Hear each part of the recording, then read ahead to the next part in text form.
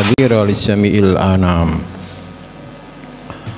Rabbi israh li sadri wa yassir li amri wahlul 'uqdatam min lisani yafqahu qawli. A'udzu billahi minasyaitonir rajim.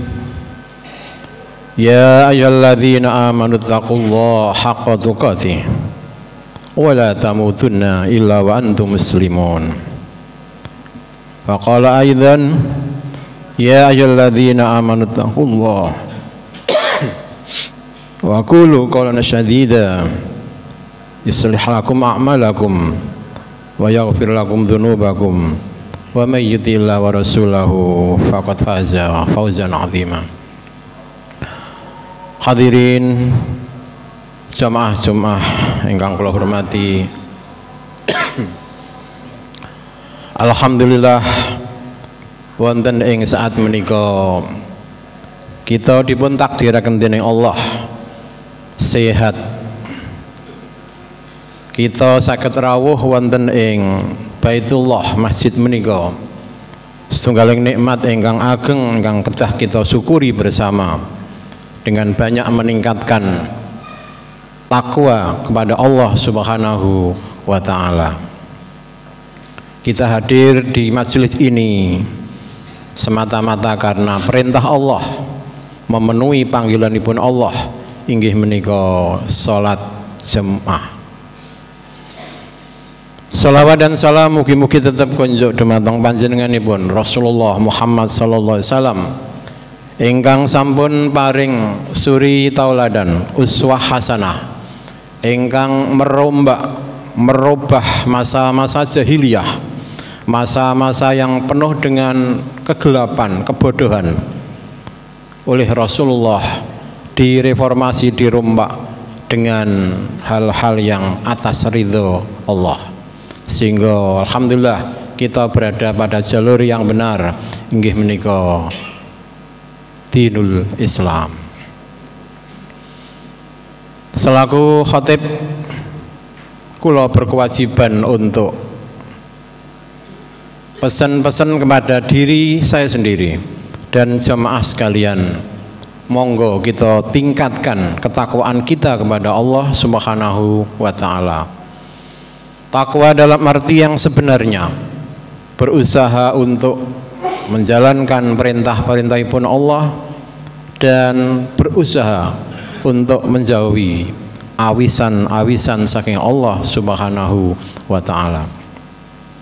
Kita yakin bahwa di akhir-akhir menika kita tahu bahwa syariat Islam hampir-hampir terkalahkan oleh model-model barat. Maka kita berkewajiban tetap untuk menyingkirkan hal-hal yang tidak sesuai dengan syariat Islam. Kita berusaha. Ini semua butuh keimanan, ketakwaan kita, keteguhan iman kita. Karena hampir-hampir yang namanya budaya barat sudah merambah ke Indonesia, ke kita semua. Hampir-hampir kebaikan dan kemaksiatan hampir campur, kayak sembedakno. Mila kita berkewajiban terus untuk menyikapi ini, tetap seoleh-oleh kita berusaha untuk melakukan kebaikan-kebaikan dan berusaha menyingkirkan hal-hal yang tidak ada contoh-contoh dari Rasulullah sallallahu alaihi wasallam. Sama ingkang minulya, dalam kesempatan menika kula berusaha untuk berbicara tentang menyiapkan regenerasi. Sama ingkang minulya, pilih kehidupan kita di zaman umat Muhammad menika tidak lepas daripada hasil upaya nabi-nabi sebelumnya, termasuk diantaranya adalah Nabiullah Ibrahim alaihissalam.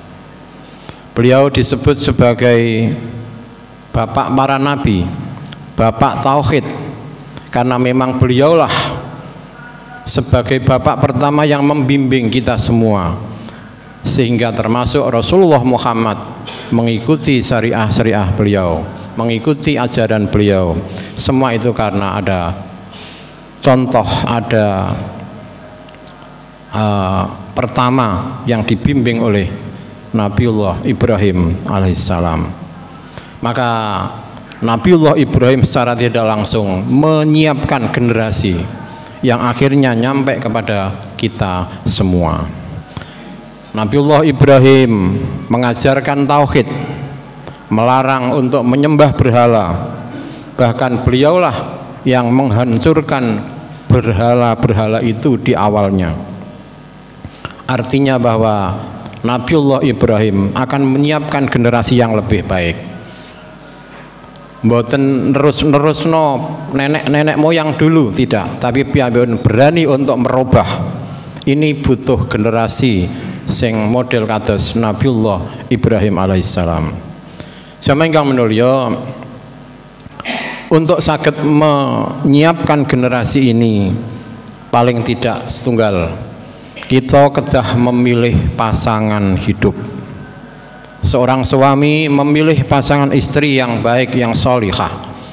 Seorang istri memilih calon suami yang soleh. Dari pasangan inilah nanti akan yang melahirkan manusia-manusia yang beriman, yang cerdas, karena dari bibit yang bagus. Ibarat sebuah pertanian, maka bapak ibunya adalah bibit unggul. Karena berangkat dari bibit unggul inilah akan tumbuh berbagai macam, sing penting bibitnya bagus. Kalau bibitnya bagus, insya Allah pertanian hasilnya akan bagus. Demikian pula ayah dan ibu minangka bibit unggul, maka harusnya menghasilkan anak-anak yang generasi yang cerdas, yang bagus, karena dimulai dari bibit unggulnya, yaitu ayah dan ibu. Kita wonten khitanan itu juga karena pertama contoh dari Nabiullah Ibrahim. Kita saged haji itu semua karena syariat Nabi Ibrahim. Kita korban sedaya menika dicontohkan oleh Nabiullah Ibrahim dan akhirnya dilanjut oleh Nabi Muhammad sallallahu alaihi wasallam. Maka Nabi Ibrahim alaihissalam disebut sebagai uswah hasanah. Di dalam surat Al-Mumtahanah ayat 4 wonten firman Allah, Bismillahirrahmanirrahim. Qad kanat lakum uswatun hasanatun fi Ibrahim walladzina ma'ah. Pilih, sesungguhnya ada suri tauladan pada diri Nabi dan bagimu yang baik. Dan Nabi Ibrahim alaihissalam termasuk orang-orang yang bersamanya. Tiang-tiang sing ikut bersama Nabiullah Ibrahim adalah orang-orang yang uswah hasanah. Ini disebutkan oleh Rasulullah bahwa Nabiullah Ibrahim memberikan contoh suri tauladan, dan termasuk kita semua pengikutnya yang mengikuti syariahnya. Nabiullah Ibrahim untuk membentuk generasi yang muda, generasi muda, piyambakipun nggih berdialog. Mboten menang karepe dhewe, mboten atas inisiatif wong tuwa, tapi piyambakipun berdialog kepada anak-anaknya. Bahkan ketika ada perintah yang sangat fundamental sing gak iso dibantah karena itu memang wahyu, dipun perintah dening Allah untuk menyembelih sebuah kejadian yang tidak masuk akal. Wong pirang-pirang tahun gak duwe anak, iki ge ana anak lucu-lucune nggih menika Ismail, kok malah diperintah untuk menyembelih sesuatu yang tidak masuk akal. Tapi karena Nabiullah Ibrahim bijaksana, tetap ditari, tetap ditakoni. Falamma balagha ma'usya qala ya bunayya inni ara fil manam anni adbahuka fanzur madza tara. Ketika satu saat Rasulullah Nabiullah Ibrahim bermimpi koyok-koyok ada perintah dari Allah untuk menyembelih anaknya sendiri, maka dia mengatakan fanzur madza tara. Coba nak piye menurut awakmu, pikiran, coba renungkan, kok ana perintah ngene iki piye? Fanzur madza tara. Maka dijawab oleh Ismail, qala ya abadi if'al ma tu'maru satajiduni insyaallah minas sabirin. Bah, nek pancen menika perintah saking Allah, monggo laksanakan. Insyaallah kula panjenengan ibu sedaya termasuk tiang-tiang sing sabar. Itu jawaban seorang anak karena dialog yang bagus. Karena sebelumnya ada pembukaan kalimat yang menyentuh dari seorang ayah yang bijaksana. Alhamdulillah akhirnya dilaksanakan, dan atas takdir Allah ternyata tidak sampai, tetapi diganti dengan kambing. Intinya ada dialog antara orang tua dan anak. Supados menjadi anak yang baik, dibiasakan ada dialog antara orang tua dan anak. Jamaah ingkang mulia, Nabiullah Ibrahim alaihissalam banyak berdoa di dalam Al-Quran. Rabbi habli minas solihin, ya Allah berilah kami anak yang soleh. Sehingga Allah akhirnya mengabulkan dengan adanya Ismail dan yang lain, karena doa Nabiullah Ibrahim alaihissalam, sehingga dikaruniai seorang anak. Dan ini calon generasi. Kita memang butuh generasi. Semua yang ada di dunia ini menginginkan anak putra, dan itulah calon generasi kita yang akan mengganti posisi kita, yang akan melanjutkan kita di dalam mengagungkan Allah lewat putra putri kita sedaya. Sehingga piyambakipun ugi berdoa, mudah-mudahan piyambakipun juga diberikan keamanan. Di samping punya anak, tapi kalau negaranya kacau, maka dia berdoa kepada Allah, Rabbij'al hadza balada aminan. Ya Allah, jadikanlah negeri kami ini Mekah adalah negeri yang aman. Alhamdulillah dikabulkan dening Allah. Dan sampai sekarang yang namanya Mekah Madinah tidak kekurangan. Ya aman, ya buah-buahan berlimpah. Karena doa Nabiullah Ibrahim, warzuq alahu minas samaras. Ya Allah berikanlah kami berbagai buah-buahan. Maka tidak asing bagi kita, kurma melimpah di sana. Bahkan tidak hanya kurma, buah-buahan wonten sedaya.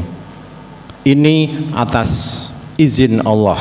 Semuanya itu karena doa dari Nabiullah Ibrahim alaihissalam untuk mencetak anak-anak yang baik, dimulai dari orang tuanya, doanya, contoh dari orang tua. Jemaah ingkang mulia, kita boleh untuk menyiapkan generasi ini dari berbagai unsur. Buk menawi setunggal dalam rumah tangga pribadi kita. Kita menyiapkan dari masing-masing rumah kita. Kalau ayah ibunya memberikan suri tauladan contoh, insya Allah masing-masing orang memberikan contoh dari berangkat dari rumah tangganya, insya Allah masyarakat akan baik. Jadi disiapkan berangkatnya dari pribadi-pribadi kita, masing-masing rumah tangga kita. Kemudian kita juga harus menyiapkan dalam agama kita. Tidak cukup hanya sebagai rumah tangga, tapi agama kita siapkan. Mulai dari khotibnya, calon-calon orang yang bisa berkhutbah, berceramah, memberikan pengarahan, pencerahan untuk kejayaan Islam. Kita kedah punya regenerasi itu.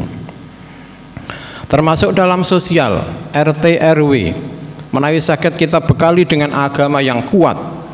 Dari situlah nanti masyarakat akan baik. Nek RT RW ini gak bener, maka masyarakatnya akan cenderung ikut gak bener. Termasuk sosial, di sekolahan, di lembaga yang lain. Monggo ada generasi, ada regenerasi.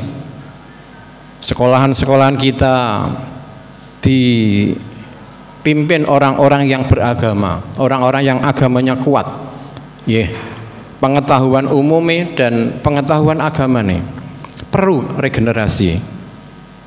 Termasuk semua ketakmiran, ke semua lembaga harusnya ada regenerasi untuk membawa anak-anak muda ini menjadi orang-orang yang beriman, berilmu, yang sekarang diistilahkan dengan akuntabel.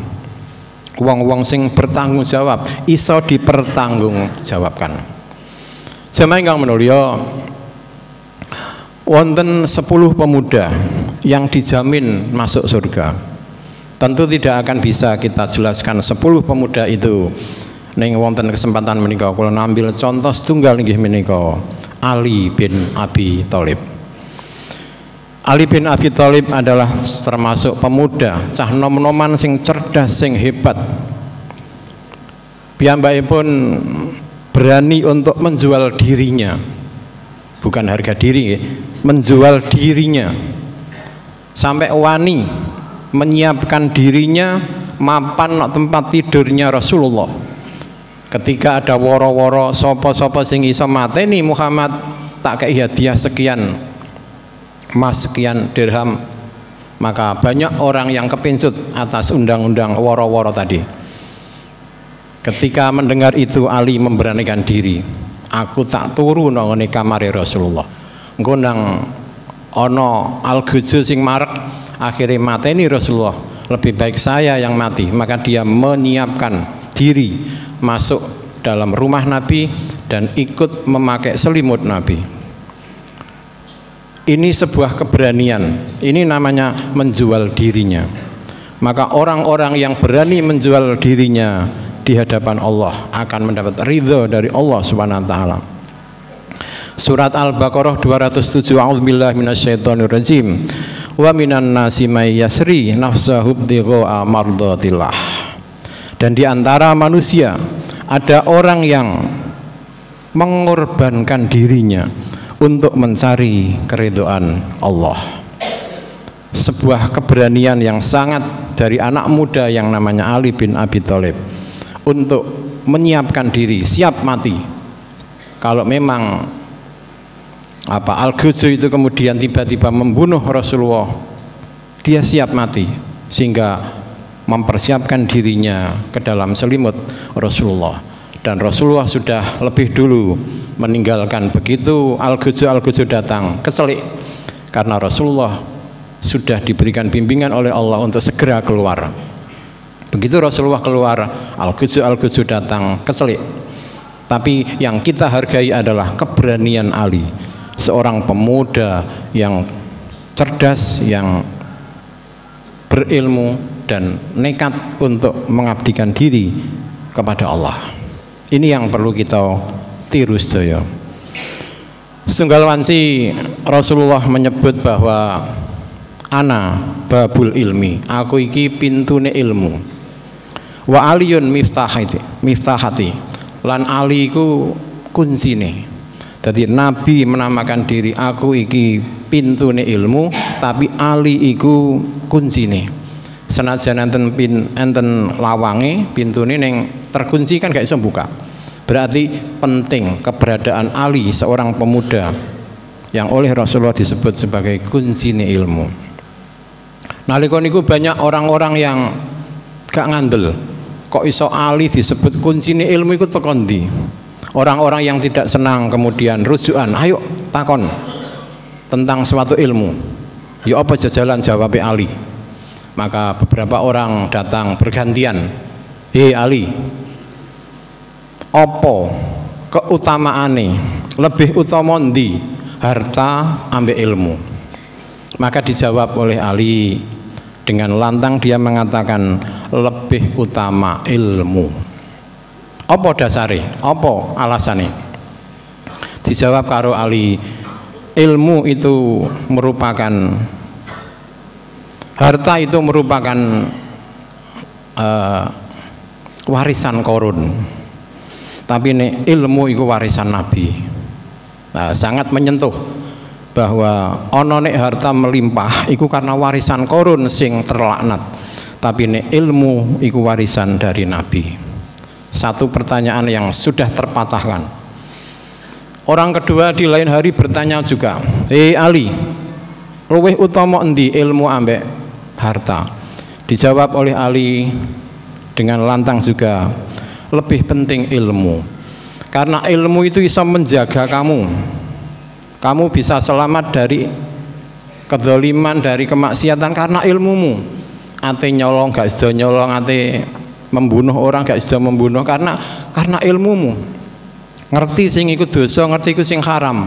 Maka ilmu iso menjaga kamu. Tapi kamu justru harus menjaga hartamu.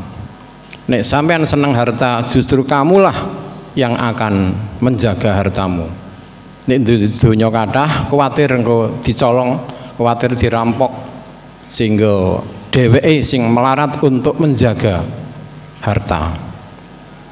Orang ketiga juga bertanya, Ali, luweh penting pundi, utama pundi, ilmu ambek harta? Maka dijawab oleh Ali, lebih penting ilmu.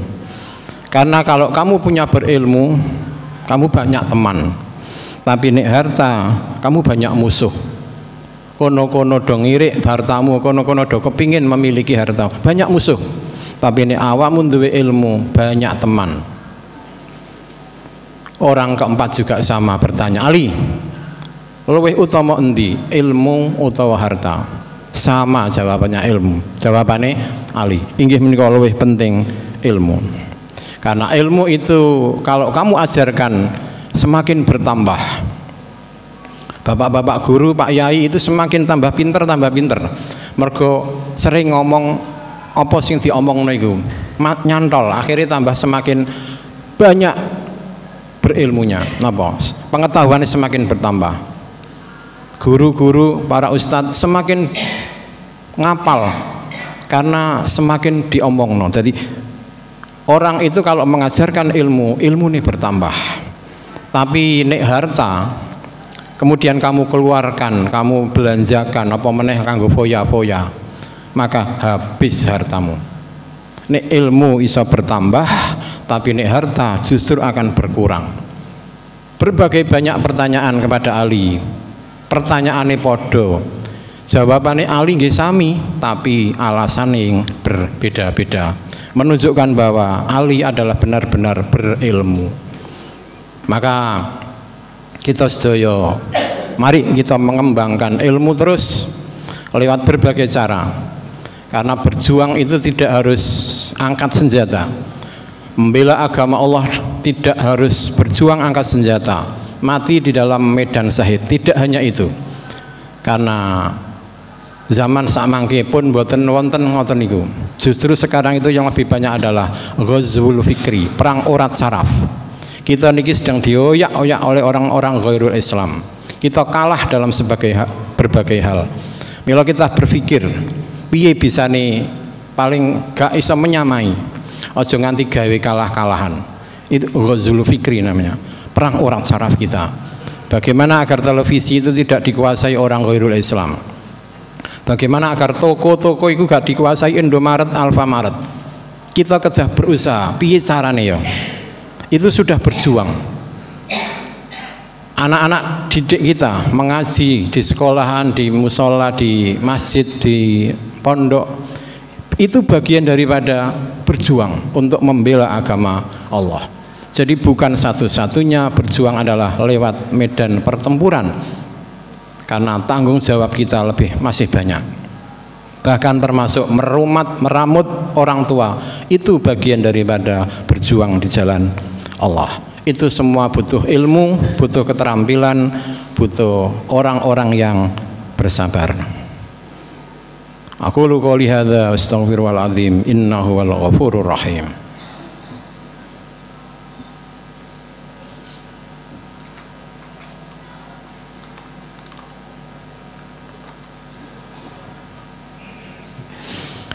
Alhamdulillah, la haula wala quwata illa billah, asyhadu an la ilaha illallah wahdahu la syarikalah.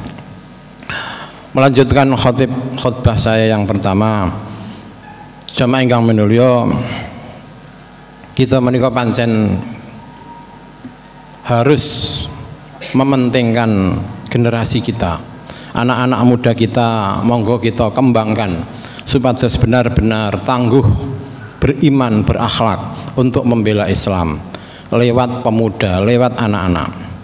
Saking pentingnya itu sampai proklamator kita Insinyur Soekarno pernah mengatakan, berilah aku 10 pemuda, niscaya akan kugoncangkan dunia. Piyambakipun nyuwun 10 pemuda untuk bisa menggoncang dunia.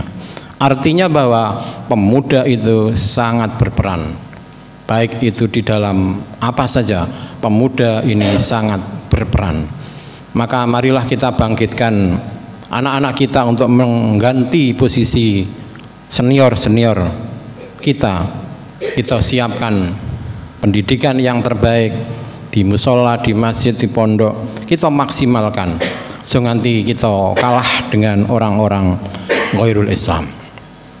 Wonten ing surat Al-Kahfi pernah diceritakan bahwa ada 7 pemuda yang akhirnya karena menentang kepada satu raja yang zalim, Raja Dakyanus yang zalim, mengaku dirinya pangeran dan macam-macam.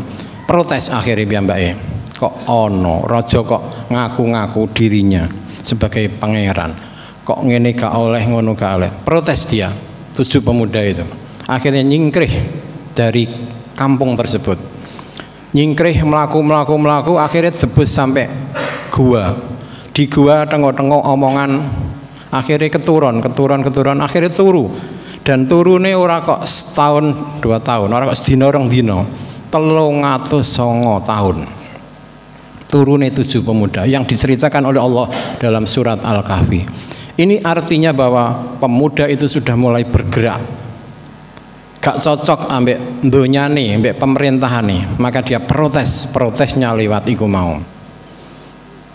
Milo kangge kita sepindah malih, mari kita siapkan generasi kita ini sebagai generasi yang beriman, bertakwa, berilmu pengetahuan, sehingga bisa paling gak masih gak mengalahkan kaum kafir, paling gak menyeimbangi apa budaya yang ada di Indonesia ini. Kita perlu menyiapkan generasi muda yang tangguh, yang beriman pada Allah Subhanahu wa Ta'ala. Mila sepindah malih, marilah kita siapkan generasi kita ini menuju Indonesia yang lebih baik, berangkat dari pemuda-pemuda yang beriman dan berilmu. Barakallahu li wa lakum fil Qur'anil azim wa nafa'ani wa iyyakum bima fihi ayati wa dzikril hakim wa taqabbala minni wa minkum tilawatahu innahu wal ghafurur rahim. Innallaha malaikatahu yusholluna 'alan nabi ya ayyuhalladzina amanu shollu wa sallimu taslima. Allahumma ighfir lil muslimina wal muslimat wal mu'minina wal mu'minat al ahya'i minhum wal amwat. Rabbana Allahumma inna nas'aluka salamatan fid din wa afiyatan fil jasad wa ziyadatan fil ilmi wa barakatan fil rizqi wa taubatan qabla al maut wa rahmatan indal maut wa maghfiratan ba'dal maut. Rabbana atina fid dunya hasanah fil akhirati hasanah wa qina adzabannar walhamdulillahi rabbil alamin. Assalamualaikum warahmatullahi wabarakatuh.